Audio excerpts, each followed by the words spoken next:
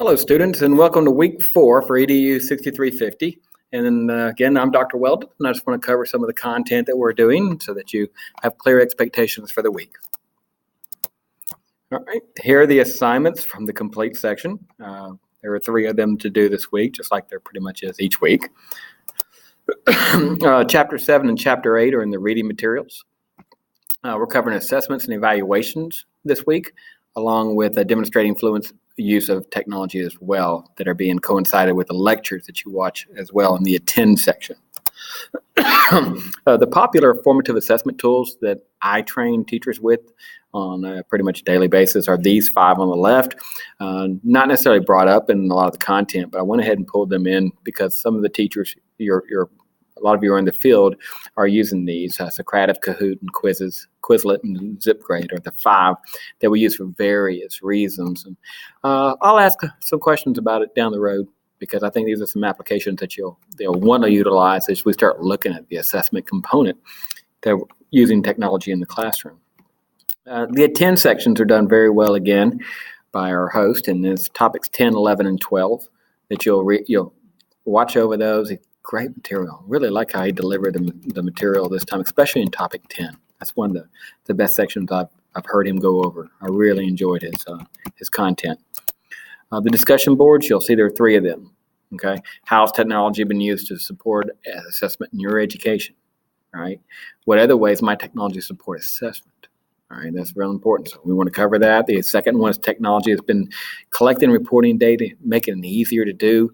What technology are you familiar with collecting and reporting individual class and school components? So we'll be covering that part. And what concerns do you have about using technology to do these type of collection reports? So the final discussion board is there are many resources available for teachers online. How will you find the best ones? What do you do to determine which one has utility and which ones are practical in your classroom? What processes do you use to do that?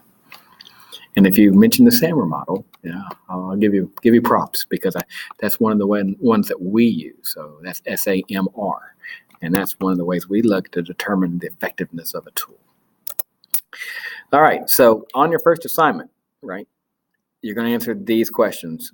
How does technology that supports grading utilized? So assignment 1, those are the questions you want to answer in the writing passage that you develop and you send in. Okay. Second, you're going to do an exploring social media component for better wording. That's kind of what this is. You're going to search the web for interesting ways to use Facebook, Twitter, and other communication tools. And I don't mind you mentioning parallel programs that are safely vetted by your school systems. If you use Remind is just a sanitized Twitter, if you will. It's a nice way to send information to a controlled group. So if you use those still qualify as a social media component, if you ask me. It's just one that has been vetted and safer to use for your students and for your parents. I want you to create a list of your favorite ideas and why do teachers think it's a great idea to communicate this way.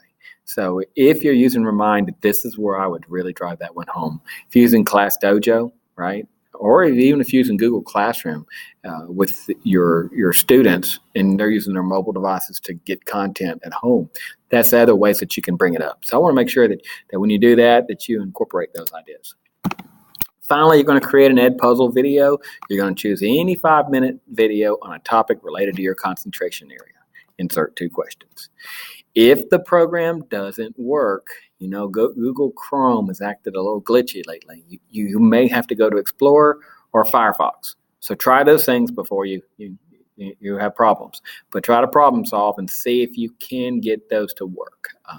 But if Edpuzzle doesn't work because of some glitchy reason, let me know. And we'll try to solve it before it gets too late in the week. Remember, that's our course grading content for this semester. Always refer back to the syllabus as we work through week 4. And again, this is our calendar. We got one more week after this week. Y'all are doing good. So the assignments are due. Again, discussion boards by 6 p.m. on Sunday. That's when I'll start grading them. And then complete assignments by midnight on Sunday. If you have any issues or any problems, let me know. I'm starting to grade those long written assignments that you turned in from the end of last week, and I'm hopefully going to be done the next day or two with those. So bear with me as I try to read through those and see what we can come up with in terms of an evaluation. All right, so week 4, that's pretty much it in a nutshell. Hang in there, one more week to go, and we'll talk to you later.